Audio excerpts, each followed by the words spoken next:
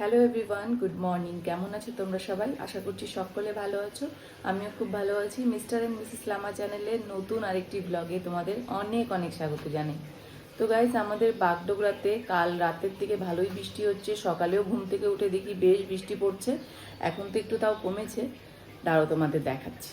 তো গাইস দেখো, এখন অনেকটাই প্রায় বৃষ্টি কমে গেছে, হালকা ছিটাফোঁটা পড়ছে, কিন্তু অনেক বৃষ্টি পড়েছে। দেখো গাছপালা কি সুন্দর ভিজে গেছে সব। তো ওয়েদারটা খুব সুন্দর, ঠান্ডা ঠান্ডা, বেশ ভালো লাগছে। সো গাইজ দেখো, চাটা খাওয়া তো হয়ে গেছে। এদিকে ভাত বসিয়ে দিয়েছি, ভাত উতলে গেছে, এই যে দেখো। আর এইদিকে বসিয়েছি গরম থালাটা। এদিকে কাঁঠাল সেদ্ধ করতে বসিয়েছি যাতে কষটা উঠে যায়। কালকে বাপের বাড়ি থেকে কাঁঠালটা পাঠিয়েছে, একদম কেটে কুটে পাঠিয়েছে মা, খালি রান্না করতে হবে। তো কাঁঠালের তরকারি করব। কাঁঠালটা গরম জলে এই যে গামলাতে সিদ্ধ করতে বসিয়েছি। ভাতটাও প্রায় হয়েই এসছে, নামাইতে হবে এখন। এদিকে শোলা কচুর যে উপরে ডাঁটাটা থাকে ওটা দিয়ে আজকে শাক রান্না করব। যে সুন্দর করে ছোট ছোট করে কেটে নিয়েছি। কালকে বাজার থেকে শোলা কচু নিয়ে আসা হয়েছিল, ওই কচুরই উপরে যে অংশটা থাকে ওটারই শাক বানাবো আজকে। এই যে শোলা কচুটা, এই যে এর উপরে শাকটা দিয়ে আজকে রান্না করব।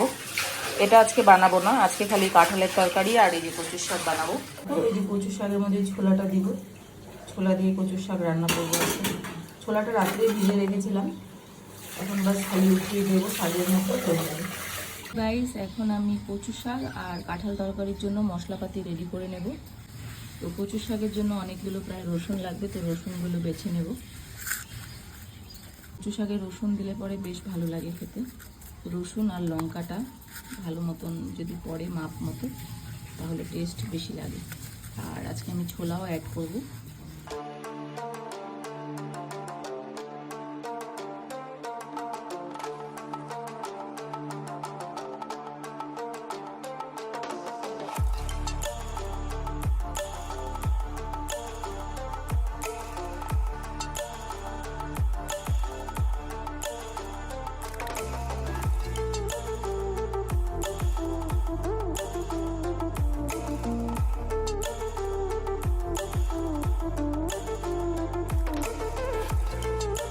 সো গাইজ দেখো, এখানে আমি কচু শাকটা ভাপাতে বসেছি।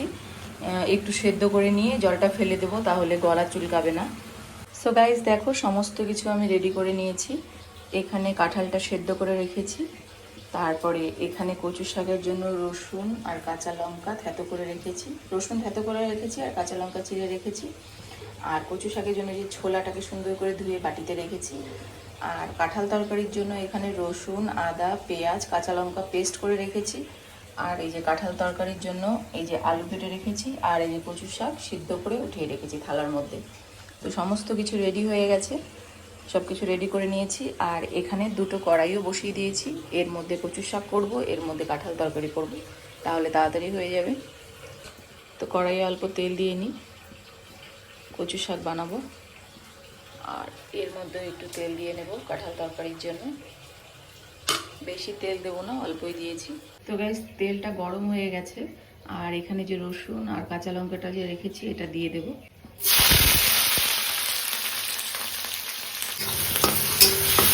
একটু ব্রাউন ব্রাউন হয়ে গেলে পরে এর মধ্যে ছোলাগুলো দিয়ে দেবো। বৃষ্টিটা মনে হচ্ছে কমেছে, এই যে দেখো বৃষ্টি নেই এখন, হালকা করে।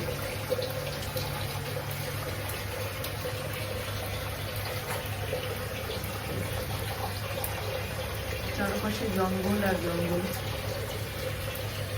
দেখো খুব সুন্দর ব্রাউন ব্রাউন করে ভাজা ভাজা হয়ে গেছে। এবার এর মধ্যে এই যে ছোলাগুলো দিয়ে দেব, এই যে ছোলাগুলো দিয়ে দেব।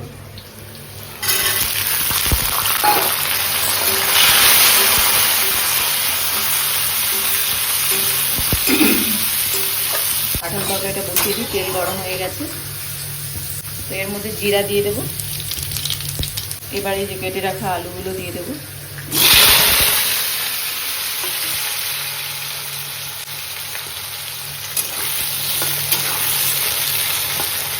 এবার দিয়ে দেব কচু শাকটা। কচু শাকটা দিয়ে দিলাম। সুন্দর করে নেড়ে করে নেব। কচু শাক খেতে আমার ভীষণ ভালো লাগে, আর কচুর শাকে যদি একটু লঙ্কা বেশি না দেওয়া যায় তাহলে কিন্তু অত মজা নেই খেতে। তো আমি তো বেশ খানিকটাই ঝাল দিয়েছি, অনেকগুলোই কাঁচা লঙ্কা ছেড়ে দিয়েছি, দেখি তাও ঝাল হয় কি না। বর্ষার লঙ্কা তো এখন অত লঙ্কাগুলোতে ঝাল থাকে না। শাকের মধ্যে লবণ হলুদ দিয়ে দেবো পরিমাণ মতন। এখন একটু হলুদ দিয়ে দেবো।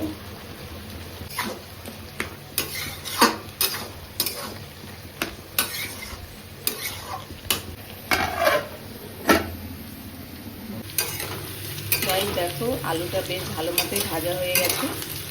এবারে এর মধ্যে লবণ আর হলুদ অ্যাড করে দেব। সামান্য লবণ দিয়ে দেব, আর হলুদ দিয়ে দেব।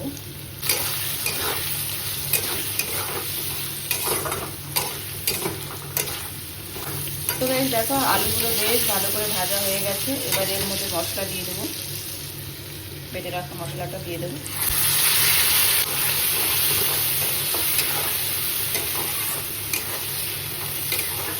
গরমে বোধহয় দুবার কাঁঠালের তরকারি রান্না করবো, একবার করেছি আর আজকে করবো। সময় হয় না, কাঁঠাল কেটে কুটে ওঠার, পার্লার যেতে হয়, বাড়িতে এত কাজ থাকে, তো খুব একটা বানানো হয় না। তো আমার বাপের বাড়িতে তো কাঁঠাল গাছ আছে, তো মা কালকে কেটে কুটে সব পাঠিয়ে দিয়েছি, তাই জন্য আজকে রান্না হচ্ছে না, বলে কাঁঠাল তরকারি আজকেও রান্না হতো না। তো গাইস কেটে রাখা কাঁঠালগুলো এখন দিয়ে দেবো, মশলা তো দিয়ে দিয়েছি।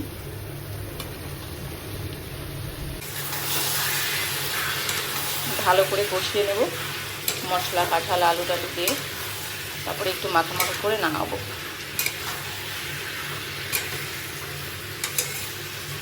তো গাইস দেখো আমার কচু শাকটা হয়ে গেছে, খুব সুন্দর করে জল শুকিয়ে গেছে আর সেদ্ধ হয়ে গেছে। এই দেখো,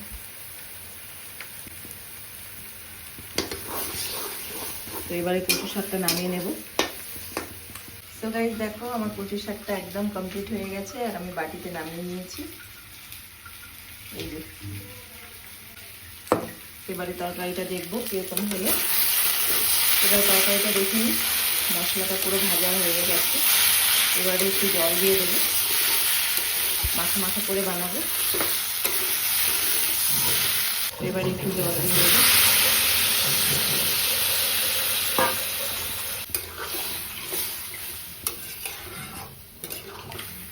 আমি একদমই সিম্পলভাবে কাঁঠাল তরকারিটা বানিয়েছি,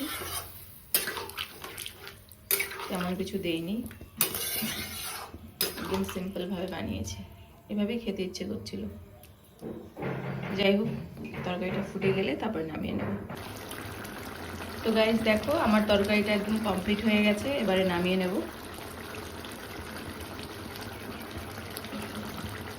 তো গাইস গামলাতে তরকারিটা নামিয়ে নিয়েছি, আর এই যে আমার তরকারি কাঁঠালের। খুবই এবার স্নান খাওয়া দাওয়া করে আবার পার্লার যেতে হবে, তাহলে চলো পরে দেখা হচ্ছে তোমাদের সাথে। তো গাইস পার্লারের জন্য বেরিয়ে পড়েছি। আজ ওয়েদারটা খুবই ভালো, ঠান্ডা ঠান্ডা। অন্য অন্য দিন তো ছাতা মেলে যেতে হয়, আজকে ছাতা মেলতে হয়নি। তো যাই হোক, আর এই যে রাস্তাটা দেখছো, এই রাস্তাটা নতুন বানানো হয়েছে আমাদের এখানে। আগে রাস্তাটা খুবই ভাঙা ভাঙা টাইপের হয়ে গেছিলো। তো যাই হোক রাস্তাটা বানানো হয়েছে নতুন, খুব ভালো হয়েছে, এবার গাড়ি ঘোড়া যেতে খুব সুবিধা হবে। তো আমি পার্লারের কাছাকাছি প্রায় চলেই এসেছি। ভিডিওটা আজকে তোমাদের কেমন লাগলো কমেন্টে জানিও, ভালো লাগলে প্লিজ লাইক শেয়ার সাবস্ক্রাইব করে দিও। Bye bye.